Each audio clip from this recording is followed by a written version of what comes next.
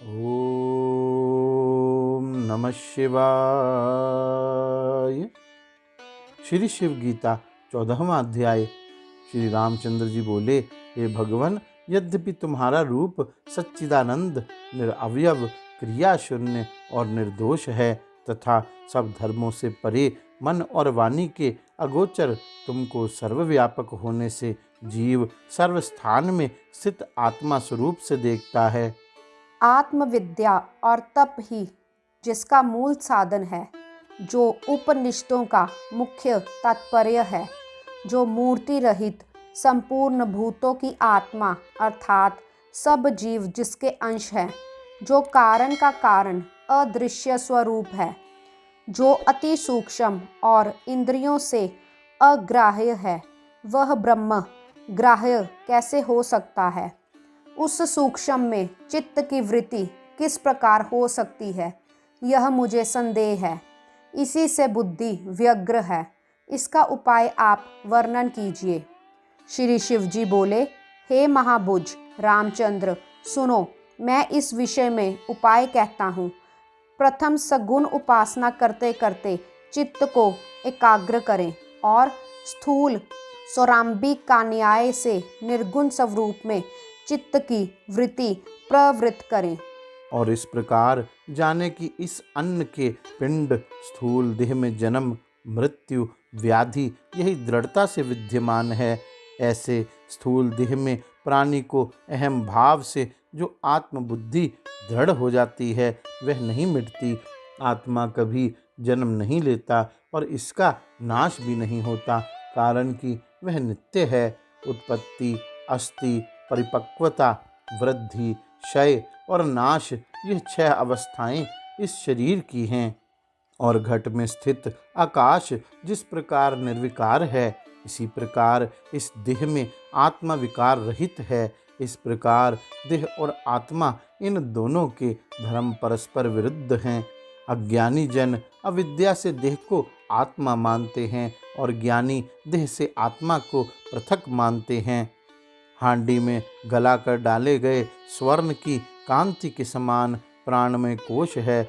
यह स्थूल देह के अंतर प्राण आदि वायु से बद्ध वर्तमान है, परंतु कर्मेंद्रिय से युक्त, चलन आदि कर्मों से युक्त, क्षुधा पिपासा से व्याप्त और जड़ होने से यह आत्मा नहीं है।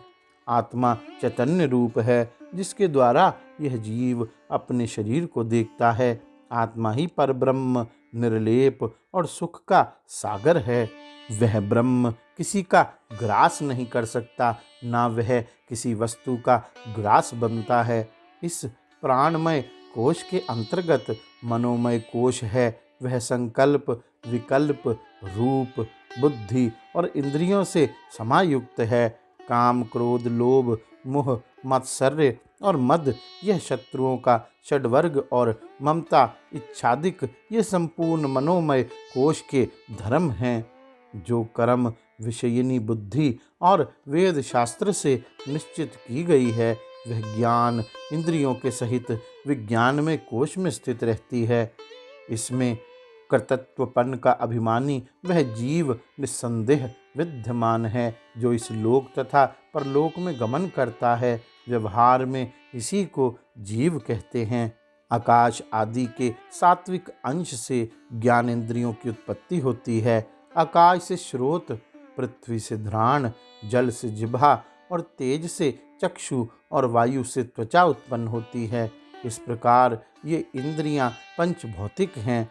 ये सभी ज्ञानेंद्रियां आकाश आदि 5 भौतिक पदार्थों के सात्विक अंश से उत्पन्न होती हैं। इन 5 भूतों के सात्विक आदि अंश से बुद्धि और मन उत्पन्न होते हैं, जिसमें बुद्धि निश्चयात्मिका और मन संशयात्मक है। और वाणी, हाथ, पाँव, पायु, उपस्थ, यह 5 कर्मेंद्रियां तो आकाश आदिकों के रजोगुण अंश से कर्म पूर्वक उत्पन्न होते हैं। इन 5 भूतों के सात्विक आदि अंश से बुद्धि और मन उत्पन्न होते हैं, जिसमें बुद्धि निश्चयात्मिका और मन संशयात्मक है। और वाणी, हाथ, पाँव, पायु, उपस्थ, यह 5 कर्मेंद्रियों तो आकाश आदिकों के रजोगुण अंश से कर्म पूर्वक उत्पन्न होते हैं और उन सबके रजोगुण समान मिलने से 5 प्राण आदि वायु उत्पन्न होते हैं। इन्हीं 17 अवयवों से लिंग शरीर की उत्पत्ति होती है। यह लिंग शरीर तपाए हुए लोहखंड के समान गोल होता है। इस कारण परस्पर के अध्यास पढ़ने से साक्षी चैतन्य से युक्त है। जहाँ साक्षी चैतन्य लिंग शरीर से अध्यास को प्राप्त होता है, वही आनंदमय कोश है। उस आनंदमय कोश का जो कृतत्वपन का अभिमानी है, वही उपासना और कर्म फल से इस लोक तथा परलोक में कर्म फल का भोगने वाला कहा जाता है। और जिस समय निद्रावस्था में यही आत्मा लिंग शरीर के अध्यास को छोड़कर केवल अपने स्वरूप में अविद्या से युक्त रहता है, तब इसकी साक्षी संज्ञा है। अंतःकरण आदि इंद्रिय और इनकी वृत्ति, अनुभव और स्मृति, इनका दृष्टा होने से अंतःकरण का अध्यास होने पर आत्मा को साक्षित्व और भोक्तृत्व, यह दोनों ही योग्य होते हैं। आतप बिना आच्छादित बिंब रूप ईश्वर, छाया आच्छादित बिंब रूप जीव, ये दोनों ब्रह्म के प्रकाश से प्रकाशित हैं। इन दोनों में एक जीव भोक्ता होने से कर्म फलों को भोगता है और ईश्वर दृष्टा होने से भोगाने वाला है। क्षेत्रज्ञ को रथी, शरीर को रथ, बुद्धि को सारथी, मन को लगाम कहते हैं। ऐसा तू जान। इंद्रियों को घोड़े जानना जो विषयों में विचरण करते हैं। इंद्रिय और मन के सहित यह आत्मा भोक्ता कहलाता है। इस प्रकार से जो द्विज शांति आदि से युक्त होकर उपासना करते हैं, वह जिस प्रकार से कदली वृक्ष के वलकल को बराबर उतारते चले जाओ तो उसमें वलकल ही निकलते हैं, पश्चात सार प्राप्त होता है। इसी प्रकार आत्मा का सार अंत में प्राप्त होता है। इस प्रकार मन को सावधान करके जो मन स्थिर करता है, तब उसका चित्त निराकार परमात्मा में लग जाता है।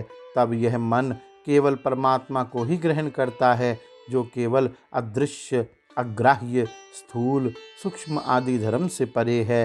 श्री रामचंद्र बोले, हे भगवन, जब श्रवण आदि साधन द्वारा आत्मस्वरूप की प्राप्ति हो जाती है, तो वेद शास्त्र के जानने वाले यज्ञशील सत्यवादी उसके श्रवण करने में प्रवृत्त क्यों नहीं होते, और कोई सुनकर भी आत्मा को जान नहीं सकते और कोई जानकर भी मिथ्या मानते हैं। क्या यह तुम्हारी माया है?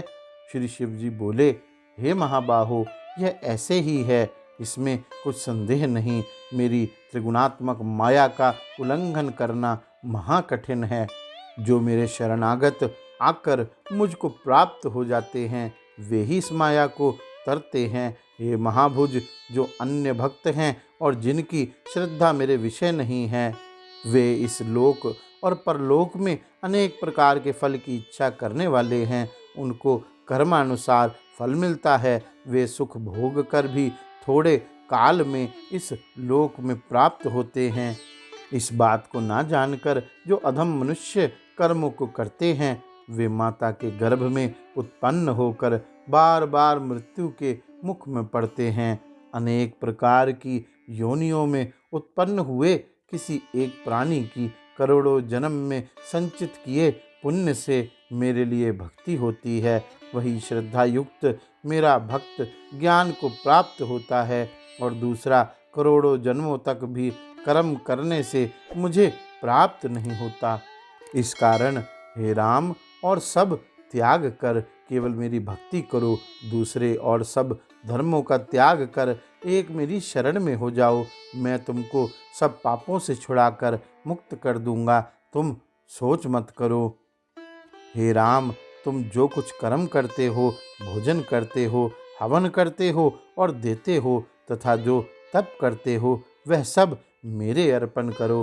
हे राम, इससे अधिक मेरे में दृढ़ भक्ति होने का दूसरा साधन नहीं है।